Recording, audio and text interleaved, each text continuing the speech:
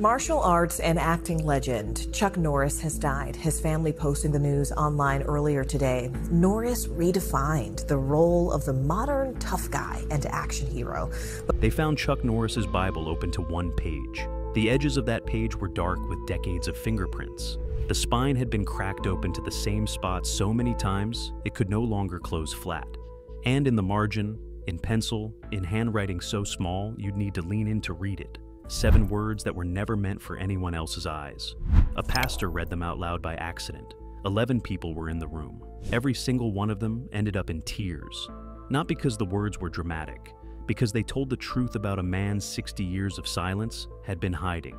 In periods of my life, I did drift from the Lord, but the Lord never drifted from me. He stayed with me the whole time. Amen. And relate to that. yes. The silence nobody talked about. Here's what nobody tells you about Chuck Norris. Carlos Ray Norris is born on March 10th, 1940, in Ryan, Oklahoma. Population, just over 1,000 people. His father, Ray Norris, is a mechanic, a truck driver, and an alcoholic so severe he disappears for months at a time, sometimes years. His mother, Wilma, raises 3 boys essentially alone, in a house with no running water for stretches, in a town where poverty isn't a condition. It's the weather. Well, I was very fortunate that I had a mother who kept me very close to the Lord in my younger days, and she's still the apple of my eye next to my wife here. Chuck doesn't talk about this, not for decades. What he does talk about, in interviews that almost nobody watches because they aren't funny and they don't fit the brand, is the silence. He describes a childhood defined by absence, his father's voice, his own voice. He is so withdrawn as a boy that teachers flag him as potentially disabled. He doesn't speak in class, he doesn't raise his hand, he doesn't fight back when older kids target him. He describes himself, in his own words, as a skinny, non-athletic kid with no sense of self-worth. Write that down, because everything that comes after, the championships, the career, the Bible, the 7 words, runs through that sentence like a wire. He joins the Air Force in 1958. Stationed at Osan Air Base in South Korea, he begins training in Tong-Soo-do, on a military base in a country still scarred by war. Within 2 years, he earns a black belt. Within 5, he is competing at the highest levels of American karate. The bravest thing a man can do is stand up for what he believes. He wins the professional middleweight karate championship in 1968 and holds it for 6 consecutive years. He retires undefeated. Not mostly undefeated, undefeated. Stay with me because this next part matters. He opens a chain of martial arts schools. He trains Steve McQueen, Bob Barker, Priscilla Presley. He is not an actor playing a fighter. He is a fighter who learned to act. And throughout all of it, the Air Force, the championships, the movie career, Chuck Norris does not drink. He does not smoke. He does not use drugs. He is, by every external measure, the most disciplined human being in any room he enters. His publicist of 22 years, a woman named Linda Fuji, says something in a 2014 interview that almost no one picked up on. She says, "Chuck is the most privately tormented man I have ever worked with, not because of what happened to him, because of what he believes he did to others. And here's what nobody knew. He is also a man who documents, who tracks, who keeps notebooks, who records everything, calories, training hours, punch speed. A man who writes things down in margins with a mechanical pencil because ink smudges. When you understand that, you begin to understand why what was found in that Bible is not a casual scribble. It is a confession that took 40 years to write." Did you know that for over 300 years, from the founding of the American colonies until 1963, the Bible was a traditional textbook in our public schools? But here's the thing about a man like this. A man who has trained himself to feel nothing in front of an audience, to absorb blows without blinking, to greet every personal question with a deflection so smooth you miss it in real time. The cost of that discipline doesn't disappear. It goes somewhere. And most nights for years, it went to a small outbuilding on a ranch in central Texas, where he sat alone with a Bible and a pencil and a question he could not stop asking. The building he could not leave. There is a photograph taken in 2019 inside a ranch house in Navasota, Texas. It shows a Bible sitting open on a handmade wooden table. The leather is cracked. The spine is broken in a way that tells you this book has been opened to the same page hundreds, maybe thousands, of times.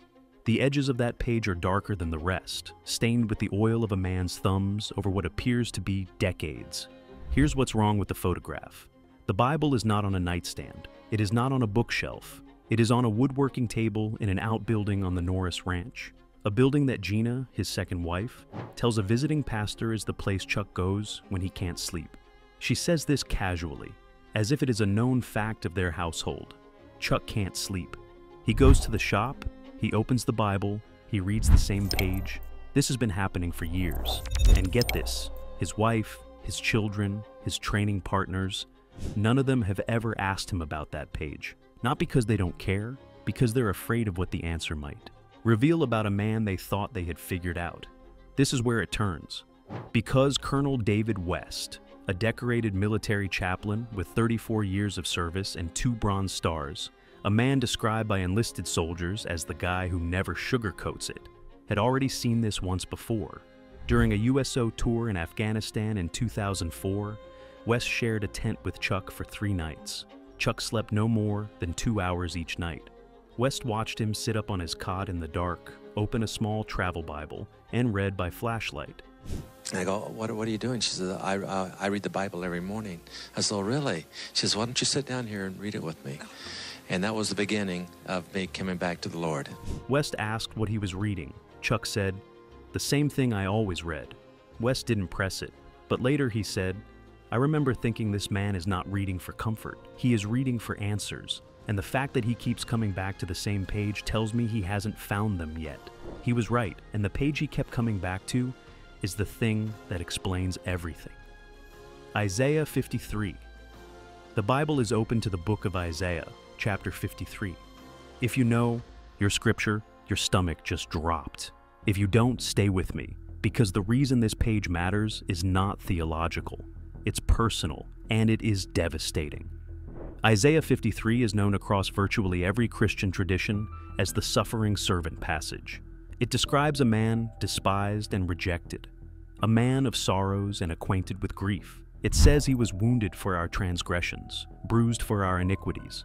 Chuck Norris has read this chapter so many times that the page is nearly translucent. You can see the text from the other side bleeding through, and the wear pattern on the page is not uniform. The bottom third is more worn than the top, which means he wasn't reading the whole chapter. He was returning again and again to the same tight cluster of verses 4 through 6, the way a man returns to a wound that will not close. Surely he has borne our griefs and carried our sorrows. Yet we esteemed him stricken, smitten by God, and afflicted. But he was wounded for our transgressions, he was bruised for our iniquities. The chastisement for our peace was upon him, and with his stripes we are healed. Our founding fathers quoted the Bible in their political writings more than any other source. Yet this has been the most banned book in public classrooms for the past 40 years. All we like sheep have gone astray. We have turned everyone to his own way, and the Lord has laid on him the iniquity of us all. In the margin, next to verse 6, in pencil, in that tiny handwriting, Chuck Norris had written 7 words. 7 words that were never meant to be read. If you want to understand why what comes next changes everything about this man, subscribe now, because this is the story that nobody in Christian media would touch. The pastor who read them. In late 2019, a pastor named James LaFoon is invited to the ranch for what is described to him as a small gathering of friends. LaFoon is from Kingsport, Tennessee. He does not know Chuck personally. He has been invited by a mutual contact in the faith community. He arrives at the ranch expecting, in his own words, maybe a barbecue and some polite conversation about scripture. What he walks into is something else entirely. There are 11 people in the room. Gina Norris, 2 of Chuck's adult children, a former training partner named Bob Wall, who fought alongside Chuck in tournament circuits in the late 60s, a compact, hard-faced man who has broken bones in competition without making a sound. Colonel David West, standing near the far wall with his arms already crossed, already quiet, the way chaplains get when they know something is coming, and 6 others whose names have not been made public, but who are described by LaFoon as people who clearly loved this man, and were clearly worried about him. Chuck is not in the room when LaFoon arrives. He is in the outbuilding, with the Bible. Gina walks LaFoon to the shop without explaining why. She opens the door. Chuck is sitting at the woodworking table, shoulders forward, reading glasses on, the Bible open in front of him, a pencil resting in his right hand. He is not writing. He is just sitting there, the way he has sat there 1,000 nights before, looking at the page. LaFoon describes the moment in a 2020 interview with a small Christian podcast out of Nashville. He says, "I've been in ministry for 30 years. I have sat with dying men. I have sat with men in prison. I have never walked into a room and felt the weight of silence the way I felt it in that shop." Chuck looks up. He doesn't say hello. He says, "Can you read something for me?" LaFoon walks over. Chuck slides the Bible toward him and points to the margin. LaFoon leans in and reads the 7 words out loud. And here's what nobody expected. What the words were. LaFoon won't say the 7 words publicly. Not exactly, not verbatim. He has said in 2 separate interviews that the words were a question, directed at God, written in a syntax that made it clear they had been revised multiple times. So he called me up and said, I want to do a movie with a fight scene that everyone will remember called Return of the Dragon. He said, would you come over and do the fight scene with me? I said, well, do I have to lose? He says, yeah, you have to lose. The eraser marks were heavy. Chuck had written, erased, rewritten, erased, and rewritten this question over what appeared to be years, possibly decades. The pencil impressions were layered. The question, without quoting it directly, concerned whether the suffering described in Isaiah 53, the bearing of grief, the carrying of sorrow, the chastisement for the peace of others, applied to ordinary men, not to Christ, to fathers, to husbands, to men who had failed and spent their lives trying to carry the weight of that failure alone, in silence, without ever asking if the silence itself was the sin. Think about what that means. You are Chuck Norris. You are the man the entire world turned into a symbol of invincibility. You cannot be hurt. You cannot be broken. You cannot fail. That is the joke. That is the meme. That is the cultural identity the world assigned to you. And every single night, for years, you walk to a small building on your ranch and you open a Bible to a page about a man who was broken, and you ask God, in pencil, in handwriting, so small no one can read it without leaning in close enough to smell the leather, whether your brokenness counts, whether it meant anything, whether carrying it alone was obedience or cowardice. That question had been sitting in that margin for decades. Nobody had ever read it, until now. LaFoon reads the words out loud. His voice catches. He looks at Chuck. Chuck doesn't move. He doesn't react. He just sits there, the way he has sat there 1,000 nights before, and he waits. And then LaFoon does something he says he has never done in 30 years of ministry. He closes the Bible, puts both hands flat on the table, and weeps. Not a polite tear. He weeps. And Chuck Norris, the man who has spent 60 years mastering control over his body, over his voice, over every visible expression of vulnerability, reaches across the table and puts his hand on the pastor's arm, and he says 2 words. I know.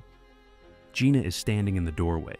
She has been watching. She later tells Colonel David West, who recounts this while standing at a lectern at Fort Bragg in a 2021 chapel service, voice steady, hands gripping the sides of the podium, that she had never seen her husband touch another man's arm like that, not in comfort, not in tenderness.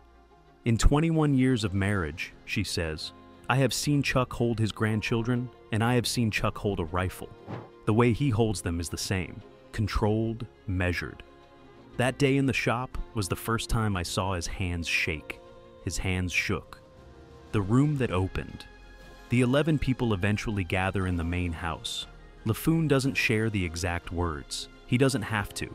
Something has been unsealed, and everyone in the room can feel it. And what happens next is the part that made Colonel West drive 400 miles to stand in front of a room of soldiers and tell this story. One by one, without being prompted, people begin to speak. Bob Wall, sitting forward in his chair, jaw tight, hands clasped between his knees, says something that stops the room cold. Wall had fought alongside Chuck in the full-contact tournament circuit of the late 60s, had been at his side during some of the most brutally physical competitions in the history of American martial arts. 8.5 years on doing the Walker series was probably the most rewarding 8 years of my film career. He says, I watched Chuck take a kick to the jaw in 1971 that would have put any man on the floor. He didn't go down, he blinked, he reset, he won the match. and I spent 50 years thinking that was strength." He pauses. "It wasn't. It was practice. He'd been taking hits his whole life and teaching himself not to fall. That's not strength, that's survival, and there's a difference." The room stays quiet. And here's where the corroboration becomes undeniable. Because West hadn't just driven 400 miles to watch this. He had his own thread. After recounting the Afghanistan tent in 2004, Chuck reading by flashlight, 2 hours of sleep, the same passage every night, West tells the Fort Bragg chapel something he had never said publicly. He says that on the last morning of that tour, Chuck folded the travel Bible closed, put it in his kit bag, and said nothing. And West stood there in the tent, watching him, thinking, this man has been doing this for years. He has been reading the same page for years. And no one, not his wife, not his kids, not his pastor, not his God, apparently, has ever given him the answer he's looking for. Stay with me. Because separately, a woman named Graham Lynch, the granddaughter of Billy Graham and a faith leader in her own right, recounts meeting Chuck Norris at a private event in Charlotte, North Carolina in 2017. Lynch, composed and deliberate as she tells the story, says they spoke for less than 10 minutes. Chuck told her something about her grandfather that she had never heard from anyone else. He said, "Your grandfather once told me that the men who carry the most for others are the ones least likely to set it down." And he looked at her when he said it, she recalled, like he was trying to tell her something she wasn't ready to hear. Lynch says she didn't understand the comment at the time, but when she later heard about the gathering at the ranch, about the Bible, about the page, she said it was like a key turning in a lock she didn't know was there. There are too many witnesses, too many separate threads. This is not a rumor. This is a man who has been asking the same question in the dark for 40 years, and the people who saw it are now saying so. The institution that looked away. Here's what nobody in Christian media will say out loud. Chuck Norris has been a public figure in the American evangelical community for over 30 years. He has spoken at churches. He has written books about faith. He has appeared on Christian television. He has been photographed at prayer breakfasts, at crusades, at veterans ministry events. And in all that time, not one major Christian organization, not one megachurch pastor, not one evangelical media outlet has ever addressed what everyone who has spent real time with Chuck Norris apparently knows, that this man is not a pillar of unshakable faith. He is a man in a decades-long wrestling match with God, conducted in pencil, in the margins of a single page, in a language so private that even his wife didn't fully understand it until a stranger read it out loud in a woodworking shop. The silence is not malicious. It is institutional cowardice. Because the Chuck Norris of faith media is useful. He is a brand. He is the tough guy who loves Jesus and that sells books and fills seats and makes the gospel look like victory. The real Chuck Norris, the one who can't sleep, the one who sits in the dark with Isaiah 53, the one who asks God in 7 penciled words whether his suffering counts. That man is not useful. That man is complicated. That man doesn't fit on a bumper sticker. And so, the institutions that should have seen him chose to use the version that was convenient and ignore the version that was true. And here's what makes that almost unbearable.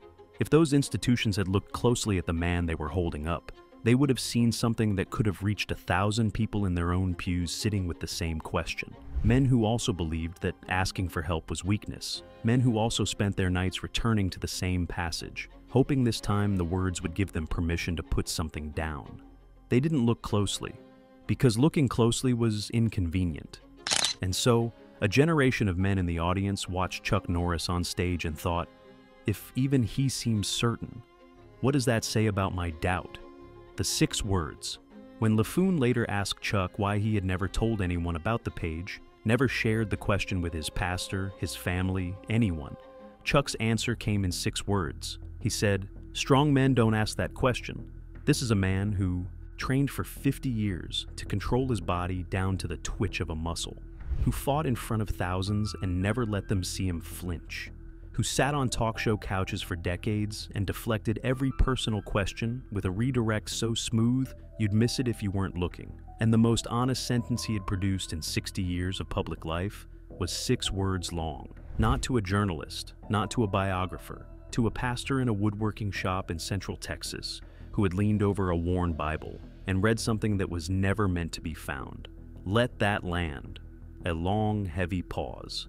And then he said something else, something LaFoon has shared publicly only once in the Nashville podcast interview. Chuck said, "My father left. He drank and he drove trucks and he left. And I spent my whole life trying to be the man who didn't leave, the man who stayed, the man who showed up. And I thought that meant being silent. I thought that meant carrying it. I thought that was what Isaiah was talking about, bearing the grief, carrying the sorrow. I thought God was telling me that a real man absorbs the pain and never lets anyone see it. And I did that for 60 years. He stopped. He looked at the Bible, now closed on the kitchen counter. "But the verse doesn't say that," he said. "It says he was wounded for our transgressions. Not by our transgressions, for them. There's a difference. And I spent 60 years reading it wrong. I thought I was supposed to be the one suffering. I missed the part where someone had already done it for me. 60 years. The room goes silent. The room is silent. Gina Norris is crying. Bob Wall, 78 years old, a man who has broken bones in competition without making a sound, is sitting with his head in his hands.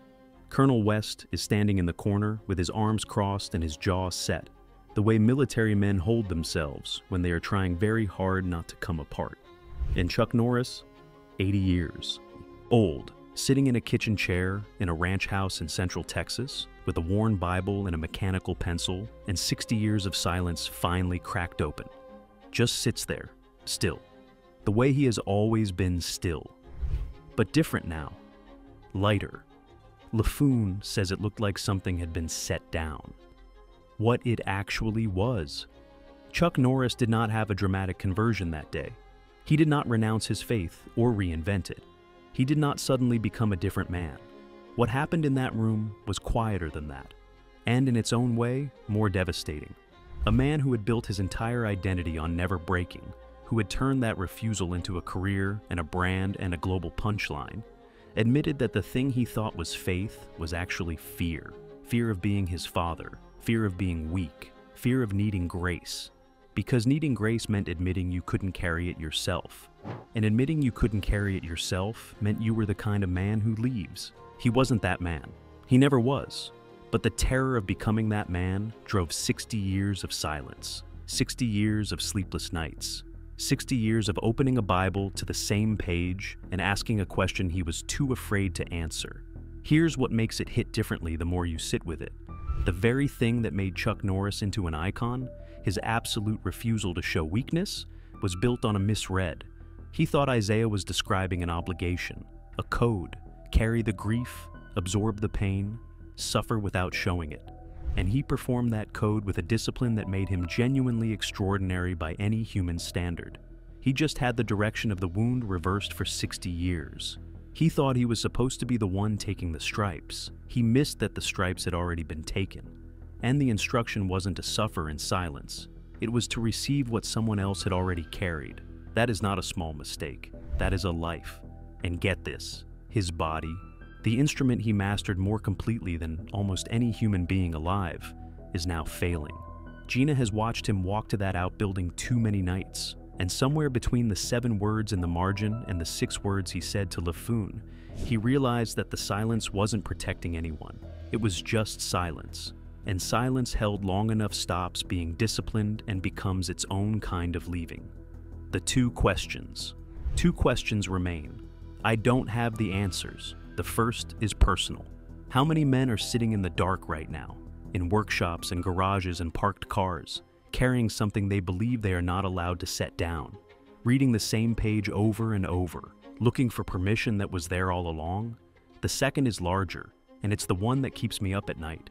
If the toughest man in American popular culture spent 60 years misreading the most important passage in his Bible, if he got the direction of the wound wrong, mistaking, wounded for as wounded by, mistaking substitution for obligation, what else have we been reading wrong? What other verses have we turned into chains and called them crowns? What other silences are we praising as strength when they are, in fact, the longest, slowest way a man can leave? What changed?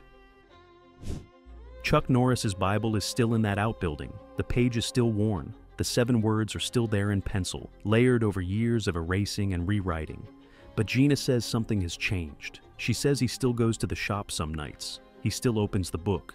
But he doesn't sit as long. And when he comes back to the house, he doesn't come back the way he used to, silent and heavy and measured. He comes back and he talks, sometimes about nothing, sometimes without the Bible. Sometimes he just stands in the kitchen and looks at her, and she looks at him, and neither of them says a word. But the silence is different now. It isn't a wall, it's a window, and the pencil stays in the drawer. Drop your answer in the comments. Which question hit you harder, the personal one or the cosmic one? Subscribe now, because next week we're covering the sealed letter Billy Graham left with instructions not to be opened until 20 years after his death. 2028 is approaching, and someone has already talked.